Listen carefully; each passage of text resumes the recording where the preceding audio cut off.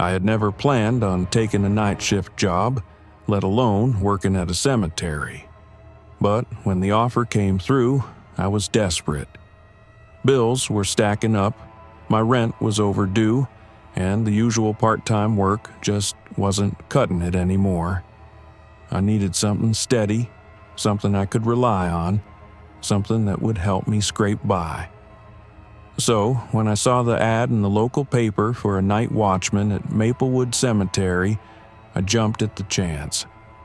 The pay was decent, and the hours were perfect for me since I could still look for other work during the day. The job description seemed simple enough.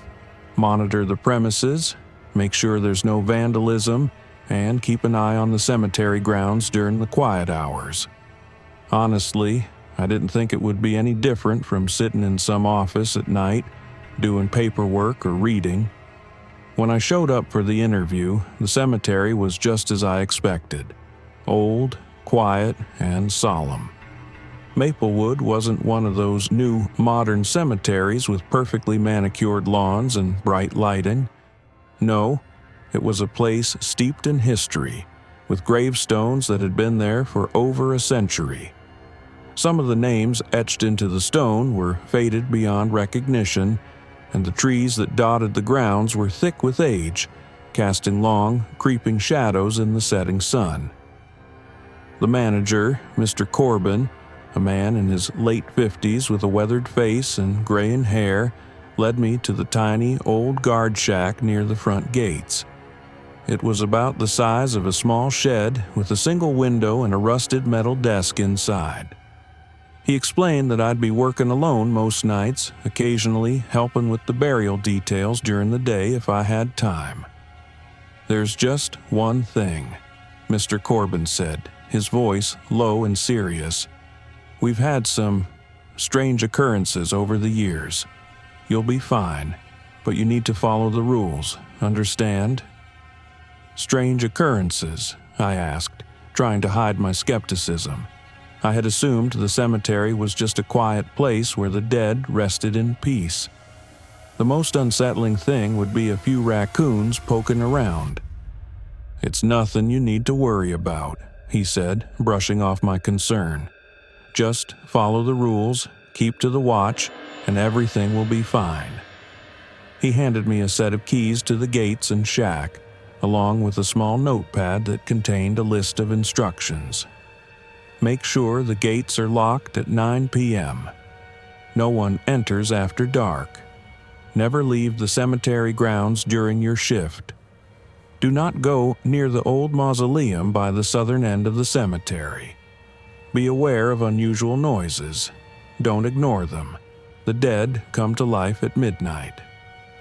I stared at that last rule for a long time, unsure if it was some kind of dark humor or an inside joke. But Mr. Corbin's face remained unchanged as he stared back at me. He wasn't kidding. "You're serious about this last rule?" I asked, trying to keep my voice steady. Mr. Corbin's eyes softened slightly.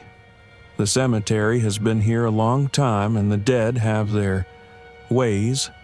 Just trust the rules. Don't let anything out of the ordinary distract you." I swallowed, thinking maybe I had walked into something I didn't fully understand. I nodded, told him I was up for the job, and went through the rest of the details. He showed me the tiny guard shack, where I'd be spending most of my time, and gave me a rundown of the security system. After that, he handed me the flashlight and the walkie-talkie, instructing me to check in with him once an hour. As I left, I couldn't help but feel like I had missed something. Maybe it was the strange warning about the dead coming to life at midnight. Maybe it was the way Mr. Corbin said it, like it was an accepted fact of life around here. But I didn't give it too much thought. I needed the job, and I figured I could handle anything weird that came my way. How strange could a cemetery be, really? The first few hours of my shift passed quietly. I locked the gates at 9 p.m. as instructed, checked the paths for any signs of intruders, and settled into my little guard shack with a book and a cup of coffee. The cemetery was peaceful at night, the only sound the occasional rustle of leaves or the distant hoot of an owl. The moon hung low in the sky, casting long shadows over the gravestones. But as the clock neared midnight, a strange unease crept up my spine. I hadn't seen a single person since I started, and the silence in the cemetery was almost oppressive. My eyes kept darting toward the mausoleum at the southern end of the cemetery. The gates around it were old, rusted, and the stone structure itself looked almost ominous, like it was daring me to approach. The rules said I wasn't supposed to go near it, so I didn't. As midnight struck, I found myself glancing nervously at the clock. Mr. Corbin's warning echoed in my mind. The dead come to life at midnight. I looked out the window toward the cemetery grounds, waiting for something, anything, to happen. The clock struck midnight with a resounding chime, the sound echoing in the stillness of the night. I looked at the cemetery grounds from the small window of the guard shack, half expecting something to change, something to happen, just like Mr. Corbin had warned me. But nothing did. For a moment, the cemetery remained quiet, the moon casting a soft light on the rows of gravestones. It seemed peaceful, serene even, and I started to wonder if maybe I had misunderstood the warning, or if Mr. Corbin had been playing some kind of prank. I sighed and turned back to the desk, trying to shake off the unease that was creeping up my spine. This job, this place, was giving me the creeps. I glanced at the walkie-talkie beside me, then at the small notepad with the list of rules. They seemed absurd now. The dead come to life at midnight. How could that even be possible? Then, just as I was starting to relax, I heard it. A soft rustling sound coming from the far end of the cemetery. I froze. The walkie-talkie crackled to life with Mr. Corbin's voice. "Everything all right out there, Grant?" I blinked and grabbed the walkie-talkie. Yeah, everything seems fine." But my gaze was still fixed on the cemetery grounds. I could hear it more clearly now. The rustling. It sounded like footsteps. I held my breath and listened. The footsteps weren't coming from the path where I'd been patrolling earlier. They were coming from between the gravestones, from the shadows near the mausoleum. I tried to shake off the creeping dread that was crawling up my spine. Maybe it was an animal, a raccoon or a deer. But the footsteps grew louder, and I could hear something else now, a faint whisper as if someone was speaking, but their voice was too soft for me to understand. I glanced at the clock. It was 12:05 a.m. I stood up from my chair, suddenly aware of how isolated I was. The guard shack felt like a tiny island in the middle of a vast, dark sea. The footsteps had stopped for a moment, but I could feel the air around me shifting, the stillness growing thicker. I hesitated, then grabbed the flashlight from the desk. It felt heavy in my hand, as if it too was unwilling to face what was out there. I opened the door of the shack and stepped outside. The night was colder than it had been earlier. The air felt damp, and the cemetery seemed to stretch endlessly before me. The gravestones were just barely visible in the moonlight, casting long, twisted shadows that flickered with every gust of wind. I scanned the cemetery, my heart pounding in my chest.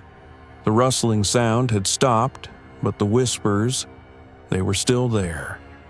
I couldn't make them out, but they were growing louder, almost like voices.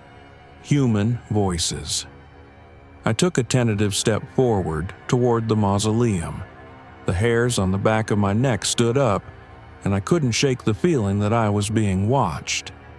I tightened my grip on the flashlight and continued forward, trying to ignore the pit of dread that was growing in my stomach. I reached the first row of gravestones and stopped. The air seemed to hum with energy. I turned to my right and froze. Standing between the gravestones, just a few feet away, was a figure. It was a man, but something was off about him. His clothes were old-fashioned, like something out of the 1800s, and his face was pale, almost translucent in the moonlight. His eyes, dark and empty, stared straight ahead, unblinking. I took a step back, my breath catching in my throat. What in the world? The figure didn't move, but I could feel his presence, like he was pulling me in with his gaze. I couldn't take my eyes off of him. His mouth opened slightly, as though he was going to speak, but no sound came out. I turned and bolted back toward the guard shack, my legs moving faster than I thought possible. My heart pounded in my chest, and I could feel the adrenaline surging through my body. I reached the shack, slammed the door shut behind me, and locked it. I couldn't catch my breath. I was shaking, and the flashlight was still clenched tightly in my hand. I turned back to the cemetery through the window. The figure was gone, but the whispers were still there, surrounding the cemetery like an unseen force. The air felt alive with something that didn't belong. I picked up the walkie-talkie again. "Mr. Corbin," I said, my voice shaky, "there's someone out here. I saw them. They're not—" The walkie-talkie crackled, but there was no response. I repeated myself, my voice growing more frantic. "Mr. Corbin, can you hear me?" Still no response. The walkie-talkie remained silent. I turned back to the cemetery again, my eyes scanning the grounds for any sign of the figure. But the cemetery was still. The footsteps, the whispers, they had stopped. I didn't know what to believe anymore. What had I just seen? Was it real, or had I imagined it? But deep down, I knew it wasn't just my imagination. The cemetery, the dead, whatever was out there, it was real, and it was watching, and I had no idea what was coming next. The silence after the figure disappeared was deafening. I sat back in the small chair in the guard shack, my hands trembling as I clutched the walkie-talkie. My breath was shallow, my mind racing. What had just happened? Who or what had I seen in the cemetery? Was I just hallucinating from exhaustion, or was something far worse unfolding right before me? I glanced nervously toward the window. The graveyard was still cloaked in shadows, with the moonlight casting a pale glow over the gravestones. There was no sign of movement, no figures standing between the graves. The only sound was the wind rustling through the trees. But I couldn't shake the feeling that I wasn't alone. The air felt thick with some kind of presence, an energy that hadn't been there before. I picked up the walkie-talkie again, my voice low and shaky as I tried to reach Mr. Corbin. "Mr. Corbin, I need help. There's someone out here, a figure. It's not human. It just vanished."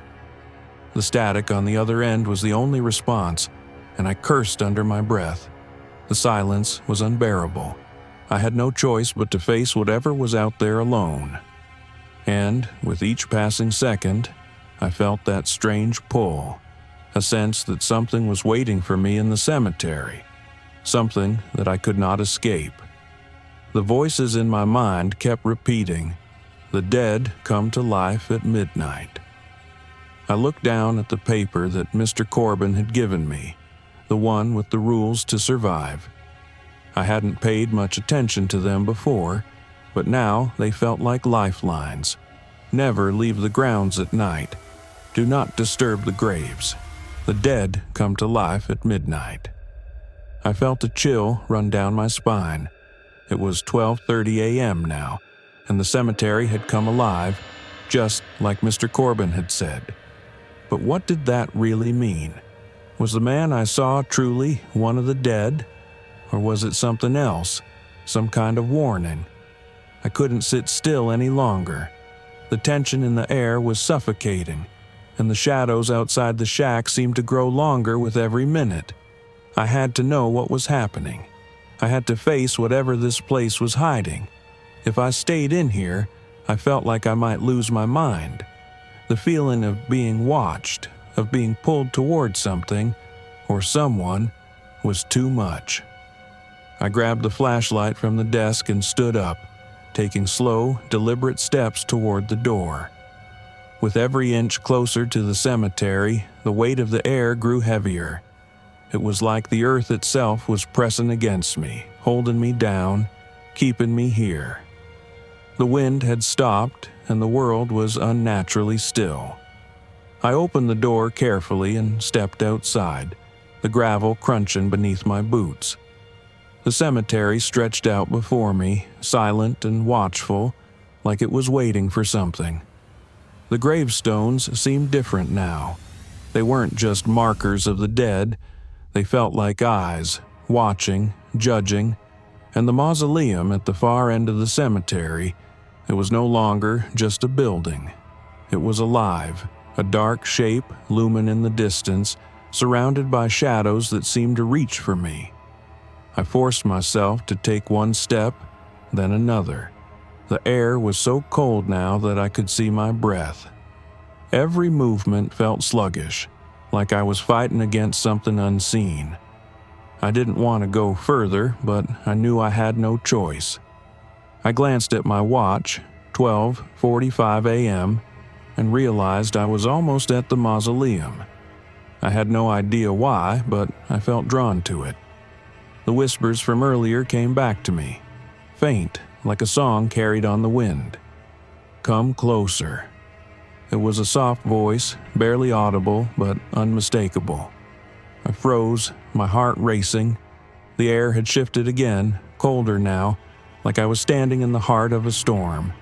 But the cemetery itself remained still, unmoving. It was as if the world around me had paused, waiting for the next act. I took another step toward the mausoleum, my hand outstretched toward the heavy, rusted gates. I had no reason to be here. This wasn't part of my job, but the need to understand, to see what was really happening here, pushed me forward. When I reached the gates, I stopped, staring at the massive stone doors. The mausoleum was darker than the rest of the cemetery, the shadows pressing in around it like a living thing. I could feel something shifting inside, but I wasn't sure if it was my mind playing tricks on me or if something was truly moving in the darkness. I placed my hand on the gate and felt a shock run through me, a cold, sharp jolt that spread from my fingers to my chest. The mausoleum was alive. There was no denying it now. I jerked my hand back, but the gate creaked open on its own, as if welcoming me in. The feeling of being watched intensified. But now it wasn't just from the gravestones. It was coming from within the mausoleum, deep in the shadows. I had to know what was inside. My feet moved of their own accord, drawing me toward the open door. As I crossed the threshold, I felt the temperature drop even further. The air was thick with the scent of damp earth, and the silence was so complete it felt suffocating. The walls of the mausoleum were lined with rows of tombs, ancient and crumbling. Some of the tombstones were cracked, their names faded beyond recognition, but they all had one thing in common. They seemed to be watching me. And then, in the center of the room, I saw it. A figure. Not a statue, not a grave, but a man, standing in the shadows watching me. His eyes gleamed in the dim light, his expression one of cold judgment. He stepped forward, his footsteps silent on the stone floor, and I realized he was one of the dead. I didn't know what to do. I was trapped. The figure stepped closer, its movement slow and deliberate, each footfall echoing in the cold, silent mausoleum. My body froze, unable to move, as if the very air was pressing down on me, weighing me down. The man, if he could even be called a man, was tall, with skin that was pale, almost ghostly, and his eyes gleamed with an unnatural light. The faintest hint of a smile tugged at the corners of his lips, but it wasn't comforting. It was something darker, something that sent a chill crawling down my spine. His eyes were locked onto mine, and for a moment I thought I saw something flicker within them, something old, something that didn't belong in this world. The atmosphere around me seemed to shift, like the space itself was closing in. It was suffocating, pressing in from all sides, and I could feel my heart pounding, louder and louder in my ears. I wanted to speak, to scream, but my throat felt tight. My words caught somewhere deep inside. The man didn't say anything at first. He didn't have to. His presence alone was enough to paralyze me. I could hear the soft rustling of leaves outside, a faint breeze pushing against the walls of the mausoleum, but it felt miles away. In here, in this place, everything was still. The silence was unnatural, and with every passing second I felt the weight of it pressing harder on my chest. It was as if the dead themselves were watching, waiting, ready to claim whatever remained of me. And then, finally, the figure spoke. "You've come too far." His voice was low and rough, like it hadn't been used in centuries, but it carried an undeniable authority. "You should have stayed away." I swallowed hard, trying to force my feet to move, but they refused to obey. I couldn't look away from his eyes. The world around me seemed to blur, to fade into the background as if everything was centered on him, on the figure that stood before me. I could feel his gaze seeping into my very soul, unraveling everything I had thought I knew about this world. "The dead do not rest here." The man's voice was calm, unbothered by the fear that gripped me. "We never sleep, and neither should you." I managed to take a step back, my body screaming for movement, but the air was thick, so thick that every step felt like I was wading through water. It was as if the very space I was standing in had become a trap. The walls seemed to close in on me, and I could feel the floor beneath my feet shift, almost as if the earth itself was alive, reacting to my every thought. The figure stepped forward again, his cold, unblinking eyes never leaving mine. "You were chosen." His voice reverberated in my chest, each word like a hammer striking me. "You're part of this place now. The rules bind you to it, and there's no escaping that." I wanted to scream, to run, to get out of here, but I knew I couldn't. It was as if the mausoleum itself was part of him, part of the darkness that filled every corner of this cemetery. The weight of the rules, of everything I had ignored since arriving, was suffocating. "What do you want from me?" My voice broke as I spoke, barely a whisper, but the man heard me. "What do I want?" he repeated, his voice full of mockery. "I want you to understand. You've come here. You've broken the first rule, and now you belong to us." The words hit me like a wave crashing over me, and for the first time since I entered the cemetery, I understood. The rules weren't just warnings, they were chains, binding me to the dead, binding me to the cemetery. And now that I had broken them, I was trapped.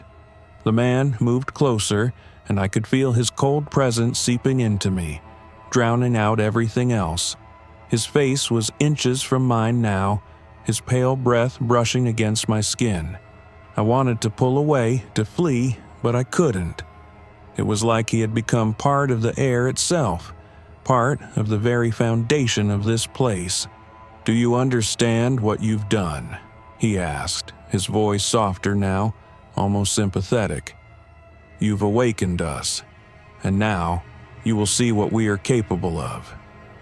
I felt a sharp pain in my chest, as though the very essence of this place was reaching inside me, pulling at my heart. I gasped, the world around me spinning. The shadows in the room seemed to grow deeper, thicker, pressing against me, pulling me in. I could hear the sound of footsteps again, but this time they weren't just outside. They were inside, moving around me, circling. The walls began to shift. The mausoleum itself seemed to breathe, its stones groaning with a life of their own. I tried to look away, but I couldn't. The man's eyes held me in place like a hypnotic force that kept me trapped. "You will see them," he whispered. "They are waking up, and they are hungry." Suddenly, I felt something cold brush against my skin. I looked down and saw hands, skeletal and gray, reaching out from the dark corners of the mausoleum. The dead were rising, and I was trapped in the middle of it, unable to escape. I screamed, but the sound was drowned out by the bells tolling. The footsteps grew louder, the shadows stretching across the floor like claws reaching for me. The mausoleum was alive, and so were the dead. I didn't know how to react. The dead were rising, as if the very earth beneath me had shifted and allowed them to crawl out of their graves. The skeletal hands that had reached for me now tugged at the shadows, pulling them toward me, and I could feel the weight of their presence pressing down on me. Every instinct screamed for me to run, to escape, but my feet were rooted to the ground. The shadows, the dead, were closing in, and I couldn't break free from their grip. The mausoleum was no longer just a room filled with tombs. It had become something else, something alive. The walls seemed to pulse with an energy I couldn't comprehend, as if the very stones were breathing, vibrating with an ancient power. The bells tolling continued, deep and unrelenting, like the heartbeat of something far older than the church itself. The shadows grew thicker, wrapping around me, pulling me into their cold embrace. I turned toward the figure in front of me, but his face, his empty eyes, were filled with something darker than I could fathom. He didn't need to say anything more. His words had already cut through me, leaving a cold, bitter emptiness where my thoughts used to be. "You belong to us now." And it was true. I had crossed the line, and now the consequences were unfolding around me. The dead were rising, and I was powerless to stop it. The air grew colder still, and I could see my breath fogging up in the icy chill that had swept through the mausoleum. The skeletal hands in the shadows moved with unnatural speed, crawling toward me like something out of a nightmare. I tried to move, to break free, but I was trapped in place, my body paralyzed by fear. Then I heard it. A whisper, faint at first, like a breath against my ear. But as I strained to listen, the whisper grew louder, more insistent. It wasn't a voice I recognized, but it was clear. It was calling to me. "You are one of us now." The words echoed in my mind, reverberating through the chamber like a warning. I turned to look at the figure who had spoken, but his face was still hidden in the shadows. There was no need for him to speak any further. His words had already penetrated my very soul. And then I felt it. A cold, sharp pressure in my chest, like something was trying to claw its way inside me. I gasped for breath, but the air seemed to be thickening, making it harder to inhale. My chest tightened, and I stumbled backward, my heart pounding in my ears. It wasn't just the mausoleum that was alive, it was me. I could feel the energy of the dead wrapping around me, pulling at my mind, trying to break me. The shadows were closing in again, suffocating, dragging me toward the center of the room. The bell tolled once more, its deep resonance rattling my bones, and I could feel the world spinning around me. The mausoleum wasn't just a tomb, it was a prison. and I was its latest captive. I reached for the door, desperate to escape, but it wouldn't open. The walls had shifted again, closing me in. The cold, dark energy was swirling around me, pulling me into its grasp. I was trapped. There was no way out. "You cannot leave." The voice echoed through the room, chilling my very core. The shadows seemed to move closer, their forms becoming more defined. I could see their hollow eyes now, empty, dark, and full of malice. The skeletal figures were no longer just lurking in the corners. They were all around me, surrounding me, their cold, bony fingers reaching for me. I screamed, but no sound came out.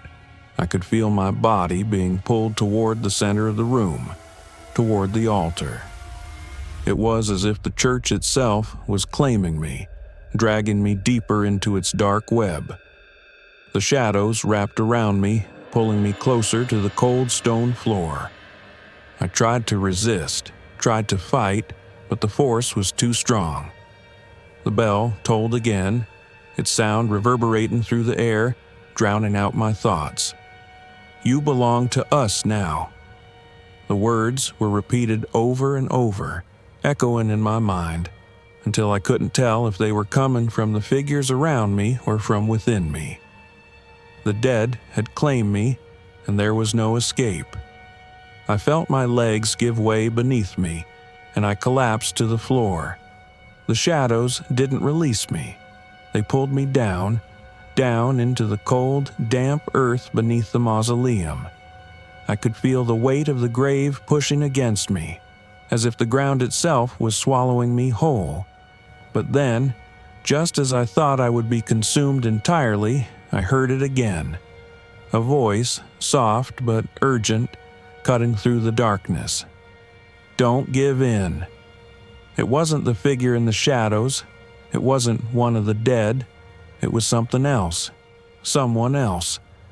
I tried to focus, to break free from the grip of the shadows, but the pressure was unbearable. My chest felt like it was going to explode from the weight pressing against me. The darkness around me was all-consuming, and I didn't know how much longer I could fight it. The voice came again, louder this time. "You have to survive." The words pushed through the blackness, and I fought to hold on, to stay conscious.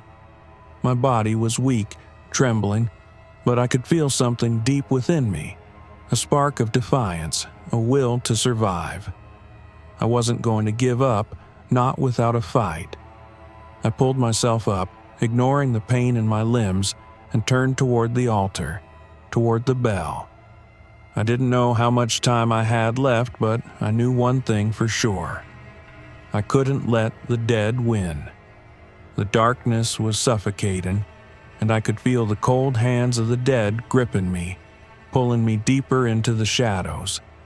But through the weight of it all, I felt something else, something stirring within me. It was a spark, a sliver of willpower, of defiance that I hadn't known I possessed. I wasn't going to let this place claim me. I wasn't going to let the dead take me into their cold, eternal grasp. I forced myself to my feet, the shadows pulling at my limbs as if they were trying to keep me down, but I pushed back against them. The air was thick, the pressure mounting, but I gritted my teeth and took a step forward. Every inch felt like it was fought for, like I was wading through molasses. But I had to move. I had to break free. The altar loomed ahead of me, the bell hanging above it like a dark omen. The bell tolled once more, its deep, resonant chimes filling the room, rattling my bones. But this time, it didn't scare me. It pushed me. I could feel the sound in my chest, in my head, but I wasn't going to let it drown me. The bell wanted me to give in, to fall to my knees and surrender to whatever ancient force ruled this place. But I wouldn't. I turned my back on the altar and looked at the shadows that filled the room. The figures, those skeletal, hollow-eyed beings, stood motionless now, watching me. Their gazes were filled with nothing but cold emptiness, but I refused to let that fear take root. I had already broken the first rule by coming into this mausoleum. I had already let the bell wake them, but I wouldn't let them have me. Not now. You can't escape. The voice of the man, the one who had been guiding the shadows, sounded again, but it was different this time. The mockery was gone, replaced by something darker. It was a whisper, a warning. I turned and faced the bell, its chains now swaying in the air as if responding to my defiance. The tolls were growing louder, more desperate, but I didn't let them distract me. I reached out toward the bell, my hand trembling, and as I touched the rope, it hummed with power. The force behind it was nearly overwhelming, but I gripped it tightly, refusing to let go. The shadows in the room shifted, writhing around me like tendrils of smoke, trying to pull me into the darkness. I could hear the footsteps again, closer now, echoing through the walls, and the cold air around me intensified, as if the room itself was closing in. I had no choice now. I couldn't back down. With one deep breath, I yanked the rope. The bell's toll was louder than I had ever heard it, a deafening, bone-shaking sound that filled the mausoleum and beyond. The walls of the room seemed to shudder, and the ground beneath my feet trembled. The shadows shrieked, and for a moment, I thought the entire world was collapsing around me. The bell's tone was no longer just a sound. It was a presence, a force, and it was pushing back against the darkness. I couldn't stop. I couldn't let the bell control me. I kept pulling, my hands raw from the force, until the toll became a steady pulse, a rhythmic beat that echoed through the entire cemetery. I didn't know what would happen if I stopped, but I couldn't risk it. I couldn't risk letting them win. And then the world went still. The bell's toll stopped, suddenly and completely, as though the very heartbeat of the church had been silenced. The air grew thick again, but the oppressive weight of the shadows began to lift. I looked around, my chest heaving with exhaustion, my body trembling with the effort, but I saw it, the figures, the shadows that had haunted me, that had been surrounding me, were fading. Their hollow eyes, once filled with malice and judgment, were now dim, their forms beginning to dissolve into the dark. The mausoleum felt different now. The air was no longer thick and oppressive. The shadows retreated, and the silence that filled the room felt heavy but not suffocating. The bell, once a towering presence in the center of the room, was now still, its chains quiet. And the man, the figure I had seen in the shadows, the one who had spoken to me, was gone. I wasn't sure if I had won or if the church was simply biding its time, but the terror, the overwhelming sense of being trapped, had receded. The feeling of the dead watching, waiting for me to join them, had lifted. The mausoleum was empty. I took a shaky step toward the door, but something stopped me. There, at the entrance to the mausoleum, stood a figure. This one wasn't a shadow, and it wasn't a ghost. It was flesh. It was alive. Father Corbin. His face was no longer the weathered, worn one I had seen when I first arrived. His eyes gleamed with an unnatural light, and his expression was filled with something darker. His once calm demeanor was replaced by something more sinister, something that made the hair on the back of my neck stand up. "You should not have done that." His voice was colder than I remembered, its authority still present, but twisted now. "You've broken the balance, and the church will make you pay." My heart dropped. I had thought I had won, but in the depths of this cursed place, it seemed the price for breaking the rules was much greater than I could ever have imagined. And now, the church was coming for me.